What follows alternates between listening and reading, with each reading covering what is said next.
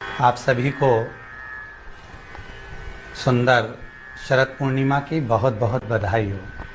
बाबा विश्वनाथ की कृपा आप पर सदा बनी रहे। आ गया शरद पूर्णिमा की रात्रि। बड़े से बड़ी बीमारियां, बड़े से बड़े रोग, बड़े से बड़े बड़े कष्ट इस शरद पूर्णिमा की रात्रि को छूट जाते। दमे की बीमारी, श्वास की बीमारी, अनिद्रा की बीमारी, रात्रि को जगना, ये सारी बीमारियां शरद पूर्णिमा की रात्रि को अगर व्यक्ति अपने जीवन को सुखमय बनाए, अपने जीवन को आनंदमय बनाए तो सब छूट सकता है। शरद पूर्णिमा की रात्रि को पीपल के पत्ते 5 लेकर उसके ऊपर खीर डालकर रात्रि को खा लेने से महाराज दमे की बीमारी, श्वास की बीमारी रुक जाती है। वो बीमारी बढ़ती नहीं है, उससे कष्ट नहीं होता। जिन बच्चों के नेत्र कमजोर होते हैं, रोशनी कमजोर होती है, शरद पूर्णिमा के दिन रात्रि को 12 बजे भगवान चंद्रदेव का दर्शन कराइए। 5 से 7 मिनट तक नयन मिलाएं चंद्रदेव के साथ और बाद में एक पीपल के पत्ते पर खीर जो चंद्र के नीचे रखी हुई है उसी खीर को चटा दीजिए। फिर चंद्र का दर्शन कराओ, फिर खीर को चटा दीजिए। महाराज नयन की ज्योति बढ़ती है, नींद नहीं आती तो निंद्रा देवी प्रवेश करती है, निंद्रा अच्छी आती है, आनंदित होता है। महाराज जिस व्यक्ति के शरीर में गांठ पड़ जाती हो, शरीर काला पड़ जाता हो, चट्टे पड़ जाते हो या दांत खाज खुजली हो जाता हो, उसके लिए भी शरद पूर्णिमा की रात्रि को 12 बजे महाराज भगवान चंद्रदेव के लिए 21 दिए जलाए जाते हैं। उस 21 दिए की कालोच एक थाली में इकट्ठी करी जाती है। कालोच को इकट्ठी कर कर शरीर में गाय के घी के साथ में जहां जहां जगह पर चट्टे हैं, गांठ है, वहां लगाया जाता है। उसको 5 या 7 दिन लगाइए। उसके बाद में रोज प्रतिदिन लगाने के आधे घंटे बाद स्नान कर लीजिए, आराम लगना प्रारंभ हो जाता है। महाराज आज शरद पूर्णिमा की रात्रि से लेकर कार्तिक पूर्णिमा की रात्रि के बीच में जो दामोदर भगवान का, कृष्ण का, शिव का मंगल आनंद करेगा, अभिषेक करेगा, पूजन करेगा, स्मरण करेगा, उसके सारे दुख दरिद्र दूर हो जाएंगे। रात्रि को आप बड़े प्रेम से खीर बनाओ, चंद्रदेव की साक्षी में रखो, भोग लगाओ भगवान श्री हरि को। बन सके अगर लक्ष्मी की कमी है, लक्ष्मी नहीं आ रही है, व्यापार नहीं चल रहा है, तकलीफ बहुत ज्यादा है, घर में कष्ट है, कर्जा ज्यादा है, तो एक तांबे के कलश के ऊपर, तांबे के कलश में पानी भरना, कटोरी रखना, उस पर लक्ष्मी जी की मूर्ति रखना। लक्ष्मी जी की मूर्ति नहीं हो तो चांदी का सिक्का रखना। उसके सम्मुख में आप 31 दीपक 31 दीपक घी के लंबी बाती के जला देना। महाराज एक एक कमल गट्टा उस 31 दिए के अंदर डाल देना और लक्ष्मी जी का पूजन करना, लक्ष्मी जी का स्मरण करना, खीर का भोग लगाना, पान के पत्ते पर खीर रखना, 5 पत्ते पर खीर का भोग लगाना और माता लक्ष्मी से विनती करना। सुबेरे 4 बजे तक वो रखे रहने देना, सुबह 4 बजे वो उठाना, लक्ष्मी को वापिस तिजोरी में या सिक्का हो तो उसको अलमारी में रख देना। जो खीर बनी है वो प्रसाद के रूप में सुबह 8 बजे, 10 बजे, 9 बजे जब खाना हो प्रेम से खाना। माता जो दिए लगाए हैं वो ठंडे हो गए होंगे, उनको रखे रहने देना, बाद में काम आते रहेंगे, या दिए विसर्जन करना हो तो आपकी मर्जी है।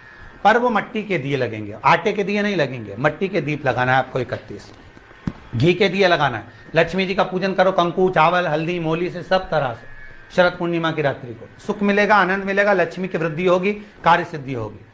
दूसरा क्रम, अगर कार्तिक पूर्णिमा हो, शरद पूर्णिमा हो, ये दोनों पूर्णिमा पर शरद पूर्णिमा के दिन आप शाम को प्रदोष काल के समय 4:30 बजे से 6 बजे के बीच में 1 लोटा पानी, उसमें 5 बेलपत्र रखकर, एक कमलगट्टा डालकर भगवान चंद्रेश्वर महादेव के नाम से भगवान शंकर को चढ़ा दीजिए। आपकी जो कामना हो वो कामना कर कर चढ़ाएं, विनती करें चंद्रेश्वर महादेव को और निवेदन करें कि हमारा ये कार्य सफल हो। केवल शरद पूर्णिमा के दिन चढ़ाइए, कार्तिक पूर्णिमा तक क्या फल मिलता है हमको जरूर बताइए। भी शरद पूर्णिमा की रात्रि को और कार्तिक पूर्णिमा की रात्रि को गर्भवती नारी अपनी नाभि पर यदि चंद्र की दृष्टि पड़वा लेती है तो बच्चा विकलांग पैदा नहीं होता है। गर्भ से जो बालक होगा श्रेष्ठ होगा, विद्वान होगा, चतुर होगा, पढ़ने में होशियार होगा, क्योंकि ये चंद्र की किरणें जब समुद्र में उछाल ला सकती हैं तो आपके जीवन में भी तरक्की ला सकती है, उछाल ला सकती है। शरद पूर्णिमा से कार्तिक पूर्णिमा के बीच में प्रयास करना। दुकान नहीं चल रही हो, व्यापार नहीं हो रहा हो, तकलीफें बहुत ज्यादा हो, घर में क्लेश जाता हो, अशांति ज्यादा हो, पैसे नहीं आ रहे हो, 1 रुपया कमा रहे, 1.25 रुपये खर्च हो रहा है, बहुत टेंशन है, तो शरद पूर्णिमा से कार्तिक पूर्णिमा तक एक हल्दी और कुंकू ये थोड़ा सा मंदिर में लेकर जाइए। हल्दी और कुंकू जरा जरा सा ले जाओ, अशोक सुंदरी वाली जगह पर पहले शंकर जी पे जल चढ़ा दो, अशोक सुंदरी वाली जगह पे जल चढ़ा दो, और वह हल्दी और कुंकू की एक एक बिंदी अशोक सुंदरी वाली जगह पर अपनी कामना कर कर लगा कर आओ। उसी में से वो हाथ जो तुम्हारा गीला है कंकु हल्दी का, वही हाथ लाओ, घर में प्रवेश करते समय अपनी देहली पर थोड़ा सा लगा दीजिए। शरद पूर्णिमा से कार्तिक पूर्णिमा तक कर कर देखो, उसके बाद में फिर बताना कि मेरा देव अधिदेव महादेव ने तुम्हारी झोली भरी कि ना। कानी दिखे कहीं किसी को पास कानी दिखे, रहते हैं उसके लिए भी ये शरद पूर्णिमा के दिन तुलसी की जो डंडी होती है, बेलपत्र की जो ये डंडी है, ऐसे ही तुलसी का जो पत्ता होता है, उस पत्ते की जो डंडी होती है, उस डंडी को चंद्रमा को देखा जाता है, उस डंडी की जो कोर होती है, उस कोर को दृष्टि से मिलाया जाता है। शरद पूर्णिमा की रात्रि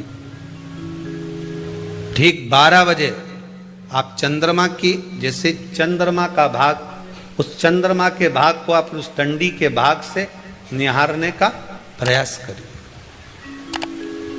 मारा घर में आइए, घी का दिया लगाइए, उस घी के दीप को लगाने के बाद पूर्णिमा के दिन उस पर एक प्लेट थोड़ी तिरछी कर रख दो, जिससे उसकी कालोच काई की, उस दीप की, घी के दीप की कालोच उस प्लेट पर आ जाए। थोड़ी सी कालोच ले लीजिए, 5-10 मिनट में आ जाएगी। उसको गाय के घी में मिलाकर आंखों में सुरमा लगाकर रात्रि को सो जाइए। 3 दिन बाद आप महसूस करेंगे कि नेत्र की ज्योति बढ़ना प्रारंभ हो रही है। पूर्णिमा का जो चंद्र है वो विशाल का है,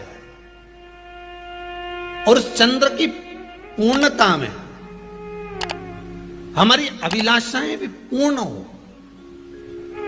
अब पूर्णिमा के व्रत में आपने कई बार किताब पढ़ी होगी पूर्णिमा की, या आपने व्रत किया होगा, या पूर्णिमा का व्रत आप धारण करे होगे, तो उसमें पूजन कौन से भगवान की होती? पूर्णिमा के व्रत में केले के खंभ लगाकर पूर्णिमा का जो उद्यापन होता है, पूर्णिमा की जो पूजन होती है, उस पूजन में शंकर और पार्वती की पूजन की जाती है। शंकर और पार्वती का पूजन क्यों करा जाता है पूर्णिमा के व्रत में? क्योंकि शिव और माता पार्वती ही केवल एक ऐसे हैं जिन्होंने अपूर्ण लक्ष्मी को भी पूर्ण बना दिया था। किसको पूर्ण बनाया है? लक्ष्मी। शरद पूर्णिमा के दिन अगर आप शंकर भगवान को 1 लोटा पानी अगर शिव को समर्पित कर रहे हो, श्वेत पुष्प को रखकर शंकर जी के ऊपर सफेद फूल को चढ़ाकर अगर 1 लोटा जल भी, एक पात्र जल भी शंकर को समर्पित कर रहे हो, तो ये लक्ष्मी के लिए ही तो कर रहे हो। और कौन सी लक्ष्मी? पूर्ण लक्ष्मी। पूर्ण लक्ष्मी।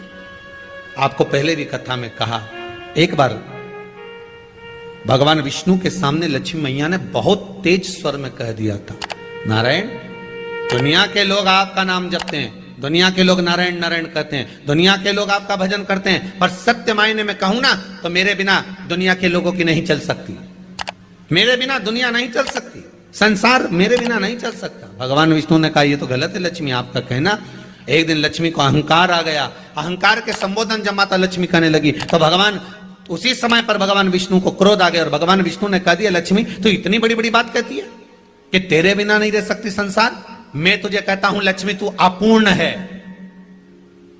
तू अपूर्ण है, तू पूर्ण कब हो गई? अब देखें माता पार्वती क्या कर सकती है, इसको पूर्ण बनाने के लिए करेगी क्या? क्या हुआ? माता सरस्वती जी बोली, लक्ष्मी को अपूर्ण कह दिया। अपूर्ण कह दिया? हाँ, तो क्या सोचना उसके लिए? इसको मैं अभी पूर्ण बना देती हूं। माता जगतजननी पार्वती ने गोदी में विराजमान गणेश जी को उठाया और उठाकर लक्ष्मी जी की गोद में दे दिया। ले लक्ष्मी, आज से तू पूर्ण हो गई। लक्ष्मी, आज से तू पूर्ण है। गोदी में जब तक संतान नहीं है तो नारी को लोग अपूर्ण समझते हैं। पर माता पार्वती जी ने संपूर्ण ब्रह्मांड में एक सिद्धता प्रदान कर दी कि अपने गोदी के लाल को, अपने गोदी के पुत्र को माता ने लक्ष्मी की गोद में देकर लक्ष्मी को पूर्ण बना दिया। वो दिन कौन सा था? यही शरद पूर्णिमा का दिन था। कौन सा दिन?